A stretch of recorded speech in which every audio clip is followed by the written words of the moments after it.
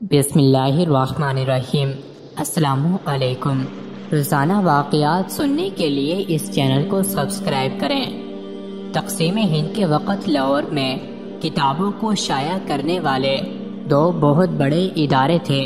ان میں سے ایک ادارہ درسی کتابوں کو شائع کرنے کا کام کرتا تھا، یعنی ایسی کتابیں جو مدارس میں پڑھائی جاتی ہیں، اور دوسرا ادارہ دینی کتابیں شائع کرتا تھا۔ اس کی ایک عجیب و غریب کہانی ہے۔ وہ ادارہ ایک غیر مسلم ہندو پنڈت کا تھا۔ اس ہندو کے دل میں قرآن مجید کے لیے بہت زیادہ عزت تھی۔ اس کے اداروں میں قرآن مجید کی طباعت کے لیے اتنا زیادہ اہتمام کیا جاتا تھا کہ ترک زمانہ کی یاد تازہ ہو جاتی ہے، کیونکہ ترکی کے لوگ بھی قرآن مجید اور حرمین شریفین کا ادب کرنے میں بہت مشہور ہیں۔ اس ہندو پنڈت نے قرآن مجید کی طباعت کے لیے اتنا خاص اہتمام کر رکھا تھا کہ اپنے ادارے میں کوئی بھی ہندو بندہ نہیں رکھتا تھا، بلکہ اس نے پورے ملک میں سے اعلیٰ حفاظ جن کو قرآن مجید اچھے طریقے سے یاد ہو وہ اپنے پاس ملازمت کے لیے رکھے ہوئے تھے۔ یہ سب ملازم مسلمان نیک لوگ تھے، ان کو قرآن مجید خوب یاد تھا۔ اس ہندو نے ان کے لیے ایسا انتظام کر رکھا تھا کہ کوئی بھی شخص بغیر وضو کے کارخانے میں داخل نہیں ہو سکتا، اور جس جگہ پر قرآن مجید کی پرنٹنگ ہوتی تھی وہاں پر اعلیٰ قسم کی قالین اور فرش بنائے گئے تھے۔ کوئی بھی شخص وہاں پر جوتوں کے ساتھ داخل ہونے کا مجاز نہیں رکھتا تھا۔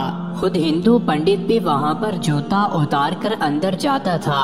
قرآن مجید کے ساتھ اس کا لگاؤ اور عشق ہکا بکا کر دینے والا تھا، کیونکہ وہ وہاں پر کسی قسم کا شور شرابہ اور ناپاکی برداشت نہیں کرتا تھا۔ جن اینٹوں پر قرآن مجید کی طباعت کا نقش بنایا جاتا تھا وہ اینٹیں بھی اچھی طرح دھو کر پاک کی جاتی تھیں، پھر ان اینٹوں پر کوئی اور کتاب شائع نہیں ہوتی تھی، وہ صرف قرآن مجید کے لیے خاص تھے۔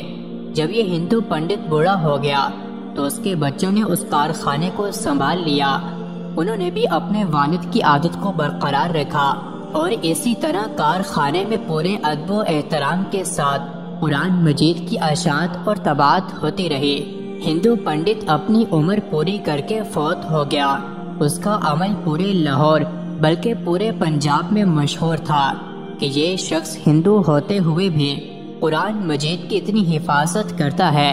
ہندو کی رسم اور طریقہ تجہیز و تکفین کے مطابق اس کو کفن پہنا کر شہر کے سب سے بڑے شمشان گھاٹ پر لایا گیا، جہاں پر میت جلائی جاتی ہے۔ اس کی میت کو لکڑیوں پر رکھ دیا گیا۔ بہت بڑا گھرانہ ہونے کی وجہ سے اسے جلانے کے لیے کوئی عام تیل یا پیٹرول نہیں بلکہ دیسی گھی کا استعمال کیا گیا تھا، مگر سب لوگ یہ دیکھ کر حیرت زدہ رہ گئے کہ باوجود کوشش کے اس کی میت کو آگ نہیں لگ رہی تھی۔ بہت سارا گھی اور ڈالا گیا، لیکن کسی بھی طرح اس کی میت آگ پکڑنے کو تیار نہیں تھی۔ سارے پنڈت پریشان ہو گئے۔ ایک ہی لمحے میں پورے شہر لاہور میں یہ بات پھیل گئی۔ سارے لوگ تماشا دیکھنے کے لیے اور اس منظر کو اپنی آنکھوں سے دیکھنے کے لیے شمشان گھاٹ میں جمع ہو گئے۔ سارے لوگ پنڈتوں کی طرف دیکھ رہے تھے کہ یہ اب اس رسم کو کیسے پورا کریں گے اور اس مسئلے کا کیا حل نکالیں گے۔